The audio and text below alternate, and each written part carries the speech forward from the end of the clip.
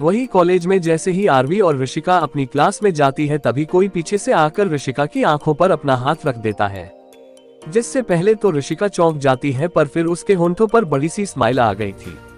वही आरवी भी पीछे खड़ी लड़की को देख मुस्कुरा रही थी। मुझे पता है अंशिका, ये तुम ही हो, इसलिए अब अपने हाथ हटाओ। वही ऋषिका की बात सुन अंशिका अपना मुंह बना ऋषिका की आंखों पर से अपना हाथ हटा बोलती है, क्या यार ऋषिका, तू हमेशा मुझे कैसे पहचान जाती है।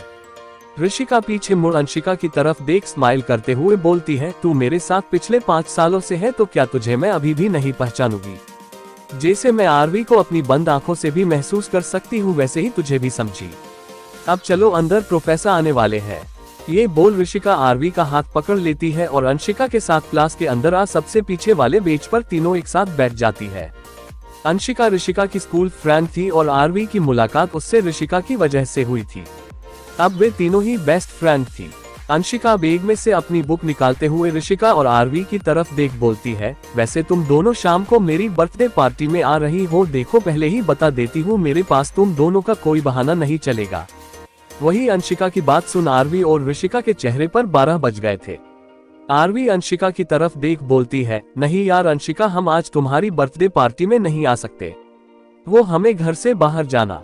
अंशिका आरवी की बात बीच में काट गुस्से से बोलती है, मुझे पहले ही पता था कि तुम दोनों फिर से कोई बहाना बनाकर मेरी बर्थडे पार्टी में नहीं आओगी।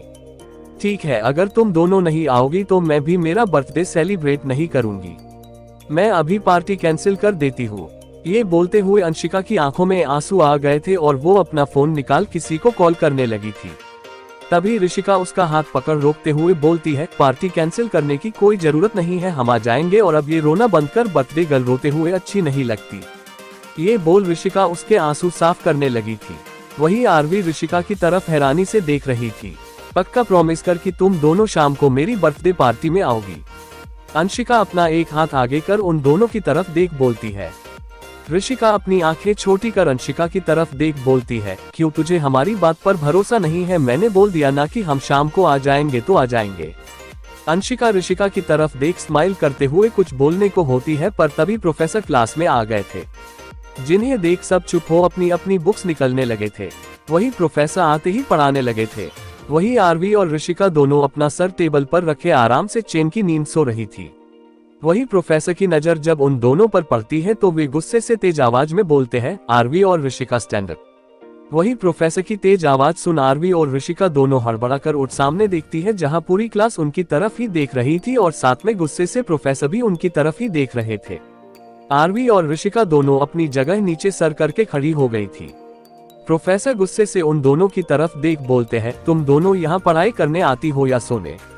तुम दोनों घर पर क्या करती हो? मुझे एक। आरवी अपना सर ऊपर कर प्रोफेसर की तरफ देख झट से बोलती है, काम सर, हम पूरे दिन रात घर पर काम करते हैं। आपको तो पता ही सर, मैं मैरिड हूँ और मेरी सास है ना सर, वो बहुत अत्याचारी है।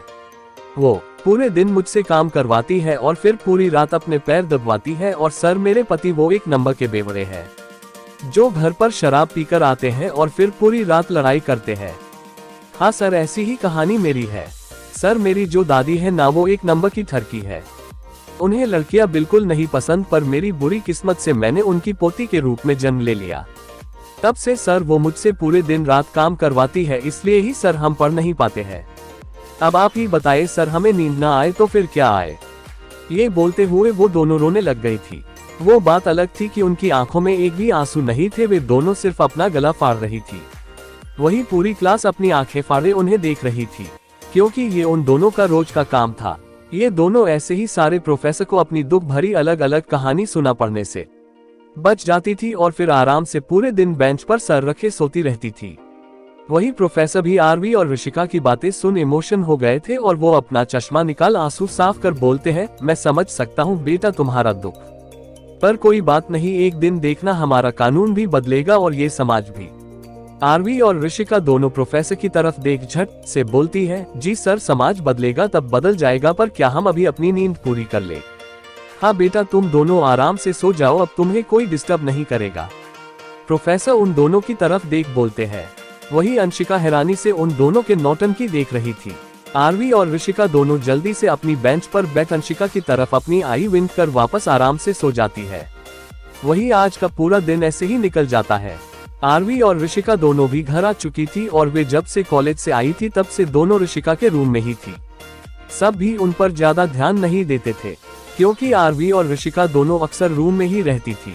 वही ऋषिका के रूम में ऋषिका और आरवी दोनों इस वक्त पार्टी में जाने के लिए रेडी हो चुकी थी। ऋषिका ने रेड कलर की वेस्टर्न ड्रेस पहनी हुई थी जो कि थाई तक आती थी। वही उसने बालों को खुला छोड़ा हुआ था और फेस पर हल्का मेकअप किया हुआ था। आरवी ने भी इस वक्त black off shoulder short dress पहनी हुई थी जो कि थाई तक आती थी। उसने भी बालों को खुला एक साइड छोड़ा हुआ था और फेस पर हल्का मेकअप किया हुआ था। आरवी ने उस ड्रेस पर एक लॉन्ग ओवरकोट भी पहना हुआ था। इस वक्त वे दोनों ही हॉट लग रही थी। आरवी बेड पर बैठ ऋषिका की तरफ देख बोलती है, यार हम पार्टी में जाकर कुछ गलत तो नहीं कर रहे? अगर घर में किसी को हमारे बाहर जाने के बारे में पता चल गया तो तुझे पता है ना कितनी डांट पड़ेगी, और अगर मॉन्स्टर को पता चल गया तो फिर पता नहीं वो हमारे साथ क्या करेंगे। ऋषिका आरवी के पास आ उसकी तरफ देख बोलती है, तू इतनी टेंशन क्यों ले रही है? किसी को कुछ नहीं पता चलेगा, और वैसे भी भाई तो अभी घर पर नहीं है और जब तक वो आएंगे तब तक हम घर आ जाएंगे। अब जल्दी चल वरना लेट हो जाएंगे। ये बोल ऋषिका उसे खड़ा कर खिड़की के पास ले आई थी और आरवी की तरफ देख, पहले तू कूद जा फिर मैं, पर तू संभल कर कूदना कहीं लग न जाए। ऋषिका की बात सुन आरवी उसकी तरफ देख बोलती है, यार मुझे डर लग रहा है, प्लीज यार मुझे अच्छी फीलिंग नहीं आ रही है। ऋषिका आरवी की तरफ देख, अरे यार कुछ नहीं होगा, तू चल मैं सब लूंगी। वही बाहर डोर पर खड़ी सरला ये सब देख और सुनकर पहले तो हैरान रह जाती है, पर फिर कुछ सोच उसके फेस पर शैतानी स्माइल आ जाती है और वो जल्दी से अपना फोन निकाल किसी को कॉल कर साइड में चली गई थी। थोड़ी देर बाद ही दूसरी तरफ से कॉल पिक होता है। कॉल पिक होते ही सरला खुशी से बोलती है, तुम्हें मौका चाहिए था ना अर्थ खुराना को बर्बाद करने का, तो वो मौका आज मिल गया है। उसकी बीवी यानी आरवी किसी क्लब में जा रही है पार्टी करने, तो अब तुम्हें आगे पता है क्या करना है उसके साथ। और हाँ, उसके साथ मेरी बेटी ऋषिका भी है, ध्यान रहे उसे कुछ नहीं होना चाहिए। जो भी करना उस आरवी के साथ करना। सरला की बात सुन दूसरी तरफ से अनिका की जोर से हंसने की आवाज आती है और वो हंसते हुए ही बोलती है, अब आएगा मजा खेल में। ये बोल वो कॉल कट कर देती है। वही अनिका की बात सुन सरला के होंठों पर भी मकारी भरी हंसी आ गई थी। सरला बाहर हॉल में आकर सोफे पर एक पैर पर दूसरा पैर चढ़ाकर बैठ सामने देखते हुए खुद से बोलती है, तुम्हें नहीं पता तुमने घर से बाहर जाकर कितनी बड़ी गलती कर दी। अब जो आगे तुम्हारे साथ होगा वो तुम जिंदगी भर नहीं भूलोगी। ये बोल उसके होंठों पर फिर से मकारी भरी हंसी आ गई थी। वही आरवी और ऋषिका दोनों गाइस से बचते बचाते मेंशन से बाहर मेन रोड पर कैब का वेट कर रही थी। तभी उनके सामने एक कैब आकर रुकती है, जिसे देख आरवी और ऋषिका जल्दी से उसमें बैठ ड्राइवर की तरफ देख बोलती है, भैया नूर क्लब चलो। ड्राइवर अपना सर हाँ में हिला टैक्सी को नूर क्लब की तरफ मोड़ लेता है। वही ऋषिका आरवी की तरफ देखती है जिसका चेहरा उतरा हुआ था, जिसे देख ऋषिका उसके हाथ पर अपना एक हाथ रख बोलती है, क्या हुआ आरवी, तेरी तबीयत तो ठीक है? आरवी अपना सर पीछे शीट पर टिका बोलती है, हाँ मैं ठीक हूँ, बस मुझे अजीब सी बेचैनी हो रही है, पता नहीं पर बहुत घबराहट सी हो रही है। ऋषिका आरवी बंद आंखों की तरफ देख बोलती है, शायद ये सब कुछ तेरी प्रेगनेंसी की वजह से हो रहा है, तू थोड़ी देर सो जा, जब क्लब आ जाएगा तो मैं तुम्हें जगा दूंगी। ऋषिका की बात सुन आरवी ने हल्के से अपना सर हाँ में हिला, आंखें बंद कर ली। थोड़ी देर बाद उनकी कैब नूर क्लब के बाहर आकर रुकती है। कैब रुकते ही आरवी अपनी आंखें खोल खिड़की से बाहर की तरफ देखती है, जहां वो क्लब लाइटों से जगमगा रहा था। आज ये पूरा क्लब अंशिका ने बुक किया हुआ था। अंशिका भी रिच फैमिली से बिलोंग करती थी। वो अपने मॉम डैड की इकलौती बेटी थी, जिस वजह से उसकी हर एक ख्वाहिश पूरी की जाती थी। ऋषिका आरवी के कंधे पर हाथ रख बोलती है, चले। आरवी ऋषिका की तरफ देख अपना सर हाँ में हिला नीचे उतर गई थी। उनके बाहर निकलने के बाद कैब वहां से चली गई थी और वे दोनों क्लब के अंदर। आरवी और ऋषिका दोनों अंदर आ चारों तरफ देखती है। वही अंदर आते ही आरवी ऋषिका का हाथ पकड़ लेती है, क्योंकि आरवी पहली बार किसी क्लब में आई थी, इसलिए उसे थोड़ी घबराहट हो रही थी, जिसे ऋषिका भी साफ महसूस कर रही थी। अंदर फुल लाउड म्यूजिक बज रहा था। वही स्टेज पर कुछ लड़के और लड़कियां डांस कर रहे थे। अभी वे दोनों चारों तरफ देख ही रही थी, तभी अंशिका, जिसने अभी ब्लैक लॉन्ग गाउन पहना हुआ था, उस गाउन के एक साइड ऊपर तक कट लगा हुआ था और उसका गला डीप और वी शेप में था। वो उन दोनों के पास आ उन्हें हक कर बोलती है, मुझे पता था तुम दोनों जरूर आओगी। आई एम सो हैप्पी कि तुम दोनों मेरी बर्थडे पार्टी में आई। ये बोल अंशिका उन दोनों से अलग हो उनकी तरफ देखती है। अंशिका आरवी को ऊपर से नीचे तक देखते हुए हैरानी से बोलती है, वाहो यार आरवी, तू तो आज भला की खूबसूरत लग रही है। You are really looking hot in this dress. लगता है आज तो तू सब लड़कों को। ऋषिका अंशिका की बात बीच में काट मुंह बनाते हुए बोलती है, क्या यार अंशिका, मैं भी हूँ यहाँ, और वैसे भी तुझे अगर तारीफ करनी है तो मेरी कर, क्योंकि इसको आज मैंने ही रेडी किया है, वरना ये तो आज भी लॉन्ग गाउन पहन कर आने वाली थी। ऋषिका की बात सुन अंशिका उसकी तरफ देख कुछ बोलने को होती है, पर उससे पहले ही उन्हें आरवी की आवाज सुनाई देती है, यार बातें कॉलेज में कर लेना, अभी केक कटिंग करो और फिर जल्दी घर पर चलो। अगर मॉन्स्टर घर पर आ गए और उन्होंने मुझे इस ड्रेस में देख लिया तो पक्का आज मेरी जान ही ले लेंगे। ऋषिका भी आरवी की बात में हाँ मिलाते हुए अंशिका की तरफ देख बोलती है, हाँ अंशिका, अब जल्दी से केक कट करो, फिर हमें घर भी जाना। हम घर पर किसी को बताकर नहीं आई है, अब अगर किसी को पता चल गया तो बहुत बड़ा बवाल हो जाएगा। ऋषिका की बात सुन अंशिका अपने सर को हाँ में हिला बोलती है, हाँ चलो। ये बोल वो उन दोनों का हाथ पकड़ बीच में मेन एरिया में ले आई थी, जहां पर टेबल पर बड़ा सा केक रखा हुआ था। अब तक सब मेन एरिया में आ चुके थे। अंशिका केक पर जल रही कैंडल्स को फूंक मार बुझाती है और फिर केक कट करती है। केक कट करते वक्त सभी बर्थडे सॉन्ग गा रहे थे। अंशिका केक कट सबसे पहले ऋषिका को खिलाती है। ऋषिका थोड़ा सा केक खा अंशिका को भी केक खिलाती है। अंशिका बाद में आरवी को और ऐसे ही सबको केक खिलाने लगी थी।